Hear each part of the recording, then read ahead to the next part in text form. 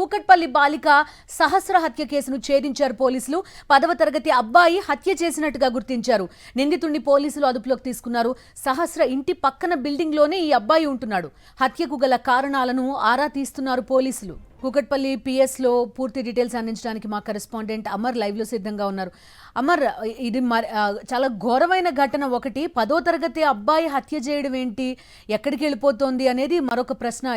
ఈ అంశంలో ఏం జరిగింది, ఎవరి అబ్బాయి వివరాలు చెప్పకూడదు, మైనర్ కాబట్టి, బట్ స్టిల్ ఎవరు ఏంటి అనే వివరాలు పోలీసులు ఎలా చెప్తున్నారు? ఈ కేసు ఊహించని పరిణామం అని చెప్పుకోవచ్చు. మొదటి నుంచి కూడా ఇంటిలో ఉన్నటువంటి ఏదైతే అపార్ట్మెంట్లో ఉన్నటువంటి భవనంలో ఉన్నటువంటి అందరినీ కూడా పోలీసులు ముందస్తుగా తనిఖీలు నిర్వహించారు.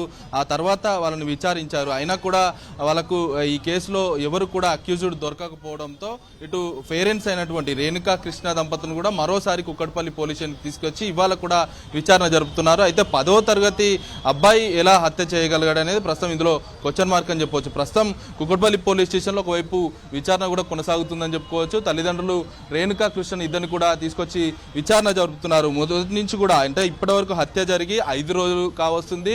అసలు ఆ అబ్బాయి ఎందుకు హత్య చేయవలసి వచ్చిందన్న కోణంలో పోలీసులు ఇప్పుడు 10వ తరగతి అబ్బాయిని విచారిస్తున్న పరిస్థితి నెలకొంది. నిందితులు అదుపులోకి తీసుకున్నారు. సహస్ర ఇంటి పక్కన ఉన్నటువంటి బిల్డింగ్ లోనే ఆ అబ్బాయి తెలిసిన వాళ్ళ ఒకళ్ళకొకళ్ళు పరిచయస్తులా?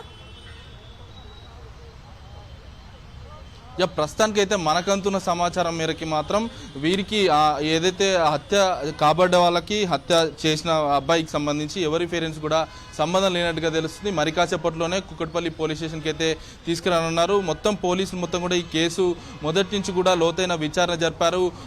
ఉన్నటువంటి భవనంలో ఉన్నటువంటి 4 కుటుంబాలను ఒక బీహార్ వ్యక్తిని మీద కూడా అనుమానాలు అయితే వచ్చాయి.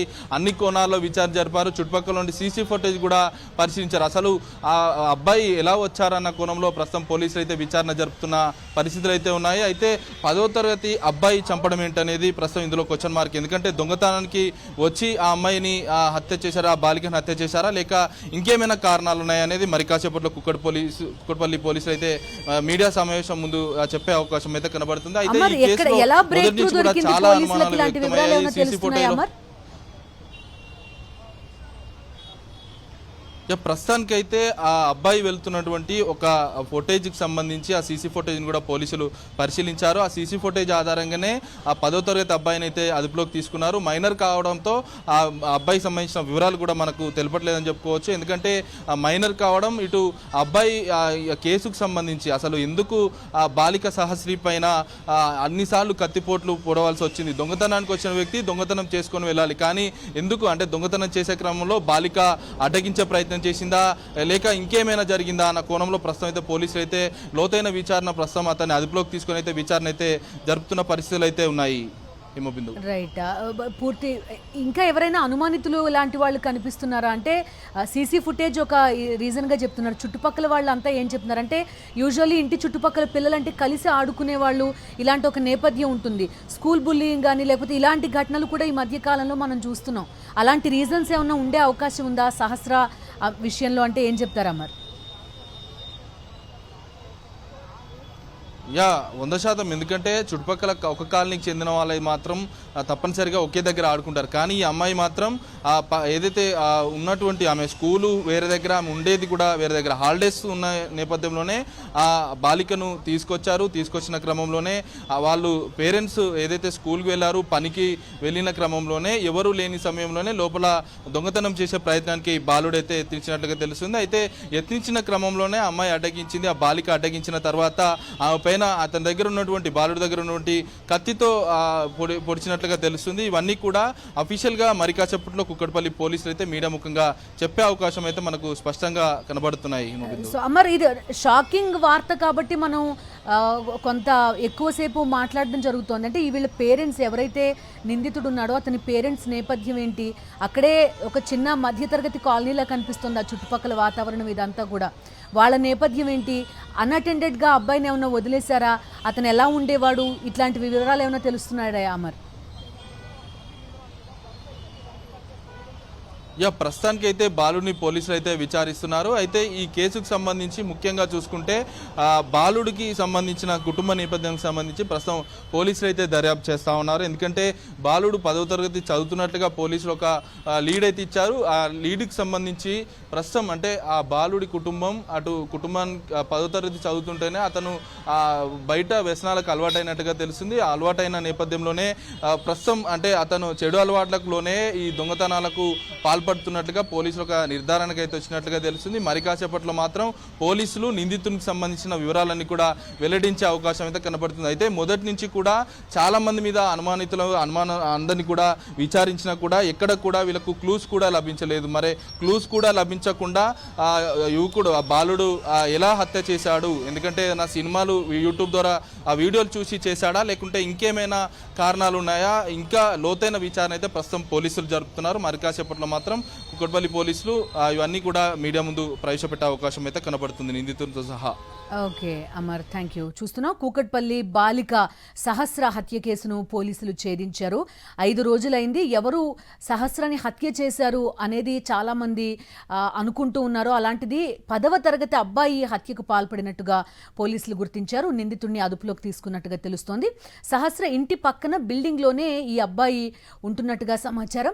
హత్యకు గల కారణాలు పోలీసులు ఆరా తీస్తున్నట్టుగా తెలుస్తుంది. అయితే ఒక కథనం దొంగతనానికి వచ్చి అక్కడ సహస్రం ఉండడం, ఆమె అడ్డుకోవడం, ఈ కారణాలతోటి హత్య జరిగినట్టుగా ప్రాథమికంగా అంచనా వేస్తున్నారు. కానీ ఆ స్థాయి కత్తిపోట్లు సహస్రం ఒంటిపైన ఎందుకున్నాయి అనేది ఇంకా కొంత మనకి సస్పెన్స్గానే కనిపిస్తోంది. దీనికి సంబంధించి పోలీసులు కాసేపట్లో పూర్తి వివరాలు వెల్లడించే అవకాశం ఉంది. చూస్తున్నాం ఏదైతే ఈ పర్టికులర్ కాలనీ ఉందో సీసీటీవీ ఫుటేజ్ కొంత కీలకంగా మారింది. సీసీటీవీ ఫుటేజ్ని సేకరించడానికి, అనలైజ్ చేయడానికి పోలీసులు చాలా కష్టపడాల్సి వచ్చింది. అందుకే కొంత సమయం కూడా పట్టినట్టుగా మనకు అర్థమవుతోంది. సుస్మిత ఫోన్ లైన్లో ఉన్నారు, పూర్తి డీటెయిల్స్ అందిస్తారు.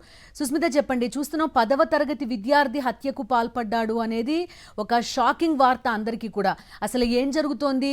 వ్యసనాలకు అలవాటు పడ్డాడని ఒక కథనం, అది ఎంతవరకు వాస్తవం? పోలీసులు ధృవీకరిస్తున్నారా? ఈ బెట్టింగ్ యాప్స్ కానీ లేకపోతే ఈ గంజాయి కేసులు కానీ ఇటీవల కాలంలో చాలా చూస్తున్నాం మనం, స్కూళ్ళకు కూడా వస్తున్నాయనే నేపథ్యం మనకి తెలిసింది.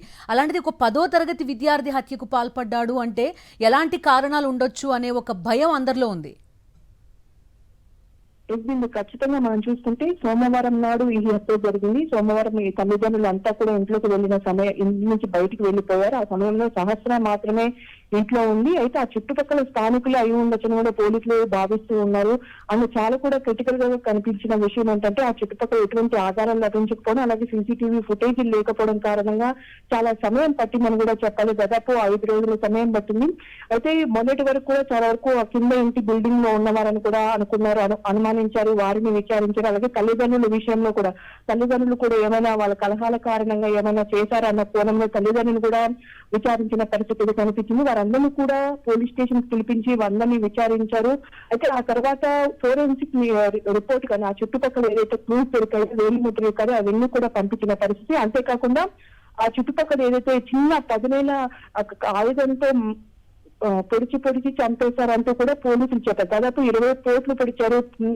పొత్తి కడుపులో చూసుకుంటే 14 పోట్లు ఉన్నాయి, మెడపైన 7 ఉన్నాయని కూడా చెప్పారు. సో ఆ నేపథ్యంలో ఆ ప్రెజర్ ని బట్టి ఏదైతే నైఫ్ ఉపయోగించారో ఆ ప్రెజర్ ని బట్టి కూడా ఏజ్ పర్సన్ ఎవరై ఉండొచ్చని కూడా డాక్టర్ కూడా దాదాపు 20 సంవత్సరాల పిల్లవాడు అయి ఉండొచ్చని కూడా డాక్టర్ ఒపీనియన్ కూడా చెప్పడం జరిగింది.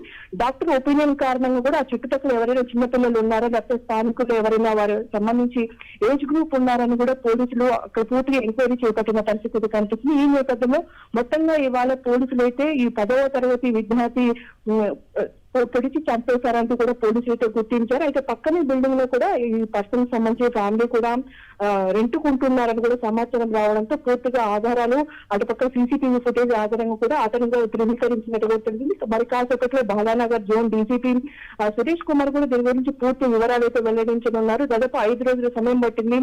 ఎటువంటి క్లూలు దొరకపోవడంతో కూడా పోలీసులు కూడా చాలా తలామునకలైన పరిస్థితి కనిపించింది. సుష్మిత, ఎక్కడ అరెస్ట్ చేశారు లాంటి వివరాలు ఏమన్నా తెలుస్తున్నాయా? అంటే హత్య జరిగిన తర్వాత అతను ఇంట్లోనే ఉన్నాడా, వాళ్ళ పేరెంట్స్, వాళ్ళ నేపథ్యం ఏంటి, ఇలాంటి వివరాలు ఏమన్నా తెలుస్తున్నాయా? అబ్బాయి వివరాలు మనం చెప్పలేకపోవచ్చు, కానీ ఇతరత్ర ఏమైనా డీటెయిల్స్ తెలుస్తున్నాయా? ప్రెస్ మీట్ తోనే తెలిసే అవకాశం ఉందా? ఇప్పటి వరకు అయితే చుట్టుపక్కల స్థానికులు విచారించిన అనంతరం కూడా ఈ 10వ తరగతి విద్యార్థి చంపి ఉంటారని డాక్టర్ ఒపీనియన్ ఆధారంగా అయితే గుర్తించినట్టుగా కూడా తెలుస్తుంది. సో పూర్తి డీటెయిల్స్ అయితే తెలియాల్సింది. ఇప్పటి వరకు అయితే తల్లిదండ్రుల సమాచారం కానీ ఆ బాలుడు సమాచారం కానీ రాలేదు. అయితే దొంగతనం కోసం వెళ్లి తాను ఉండడానికి గమనించి కూడా చిన్న ఆయుధంతో తనని పొడిచి చంపేసినట్టుగా కూడా అయితే పోలీసులు గుర్తించినట్టుగా కూడా తెలుస్తుంది. సో ఆ తల్లిదండ్రుల విషయం ఏంటి, వారి కుటుంబ నేపథ్యం ఏంటి, ఆ బాలుడు ఎక్కడి నుంచి వచ్చారు, ఏంటి ముందు పక్కాగా ప్లాన్ తో వచ్చారు అన్న కోణంతో కూడా పూర్తిగా అయితే తెలియాల్సి ఉంది. సో ఆ డాక్టర్ ఒపీనియన్ తోనే ఇది కొద్దిదాని వరకు 10వ తరగతి విద్యార్థి లేకపోతే 20 సంవత్సరాల లోపు బాలుడు అని కూడా పోలీసులు గుర్తించినట్టుగా అయితే తెలుస్తుంది. బిందు సుస్మిత, సహస్ర తల్లిదండ్రులు కూడా తప్పుబట్టలేని పరిస్థితి. ఎందుకంటే వాళ్ళిద్దరూ వర్కింగ్, ఇంట్లో ఎవరూ లేకపోవడం, అన్అటెండెంట్ గా చాలా సందర్భాల్లో పిల్లల్ని వదిలేయాల్సిన పరిస్థితులు ఇవాళ ఉన్నాయి. కానీ ఇక్కడ కొంత మనకి సీసీ ఫుటేజ్ రావడం ఆలస్యం కావడం ఇవన్నీ కొంత ఇబ్బంది పెట్టినట్టున్న ఇన్వెస్టిగేషన్ లో పోలీసుల్ని. దీన్ని కరెక్ట్ గా చెప్పాలంటే ఎక్కడే కానీ సీసీటీవీ ఫుటేజ్ ఆ ఏరియా దాదాపు 1 కిలోమీటర్ వరకు కూడా ఎక్కడా లేకపోవడం కారణంగా పోలీసులకు చాలా ఇబ్బంది కలిగింది. వేలు ముద్రలో దొరకడం అలా అటువంటిది చుట్టుపక్కల ఎటువంటి బ్లడ్ మార్క్స్ కానీ అలాగే యూజ్ చేసిన పదునైన కత్తి కానీ ఎటువంటివి కూడా కనిపించలేదు. ఆ వేలు ముద్రలతోనే పూర్తిగా కూడా హ్యూమన్ ఇంటెలిజెన్స్ తో కూడా పోలీసులు ముందుకు వెళ్లారు. ఆ చుట్టుపక్కల ప్రతి ఇంటికి వెళ్లి ఎంక్వైరీ చేసిన పరిస్థితి కనిపిస్తుంది. ఆ బిల్డింగ్ కానీ ఆ చుట్టుపక్కల బిల్డింగ్ లో కూడా అందరికీ ఎంక్వైరీ చేశారు. ఏమైనా పక్క బిల్డింగ్ నుంచి లోపలికి వచ్చే అవకాశం ఉందా, ఎందుకంటే ఓనర్ కూడా బయటి వాళ్ళని లోపలికి ఎవరిని అనుమతించారని కూడా చెప్తూ ఉన్నారు. ఇక శని ఆదివారాల్లో కూడా తల్లిదండ్రులు ఇంట్లోనే ఉంటారు కాబట్టి సోమవారం ఎవరు ఉండరు అనే కోణంలో కూడా ఆ బాలుడు వెళ్ళినట్టుగా కూడా తెలుస్తుంది. ఆ స్కూల్లో ఎటువంటి ప్రోగ్రామ్ ఉండడం కారణంగా సహస్ర ఆ రోజు ఇంట్లోనే ఉండడం కారణంగా ఆ బాబు వెళ్ళేసరికి ఆ సహస్ర అక్కడ ఉండడం కారణంగా తను అక్కడికక్కడే పొడిచి చంపి అక్కడి నుంచి పారిపోయినట్టుగా కూడా తెలుస్తుంది. మరి ఎటువంటి ఏ మార్గం గుండా బయటికి వెళ్ళాడు, ఎక్కడంటే సీసీటీవీ కెమెరాలో ఓన్లీ ఒక షాడో కనిపించడం కారణంగా ఇదంతా ముందుకు వెళ్ళింది. ఆ షాడో ఎవరిది, అంతేకాకుండా ఆ చుట్టుపక్కల స్థానికులను విచారించడం. సో పూర్తిగా ఇన్ని ఇన్వెస్టిగేషన్స్ అనంతరం కూడా ఒక బాలుడు చంపాడని కూడా పోలీసులు అయితే ధృవీకరించారు.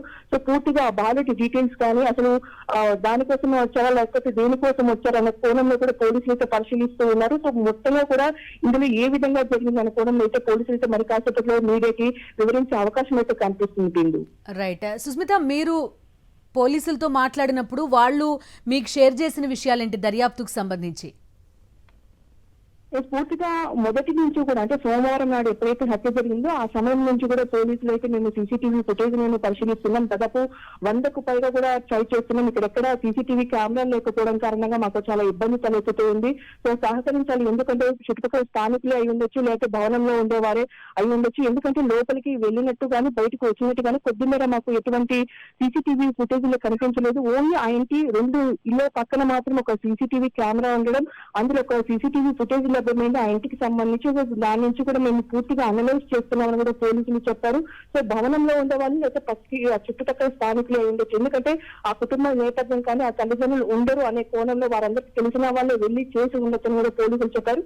సో ఆ కోణంలోనే ఆ డాక్టర్ ఒపీనియన్ కానీ పోస్ట్ మార్టం నివేదిక అనంతరం దానికి సంబంధించి ఎంత మేరకు ప్రెజర్ పెట్టి ఆ బాబు పొడిచారు అన్న కోణంలోనే పోలీసులు ఇన్వెస్టిగేషన్ చేసినట్టుగా కూడా తెలిసింది. సో మొత్తంగా 20 ఏళ్లలోపు బాలుడు అని కూడా డాక్టర్ ఒపీనియన్ చెప్పడం జరిగింది. ఆ 20 ఏళ్లలోపు బాలుడు ఇప్పుడు 10వ తరగతి విద్యార్థిని కూడా చెప్తూ ఉన్నారు. ఆ 10వ తరగతి విద్యార్థి వచ్చి సహస్రని చంపి అక్కడి నుంచి పారిపోయినట్టుగా కూడా తెలిసింది. అక్కడి నుంచి పోయినట్టుగా కూడా ఎటువంటి కంప్లైంట్ చేయకపోవడంతో వెంటనే అక్కడ చంపేసి బయటికి వెళ్ళినట్టుగా కూడా పోలీసులు అయితే గుర్తించారు. సో పూర్తి విషయాలు అయితే తెలియాల్సి ఉంది. Right Sushmita, thank you.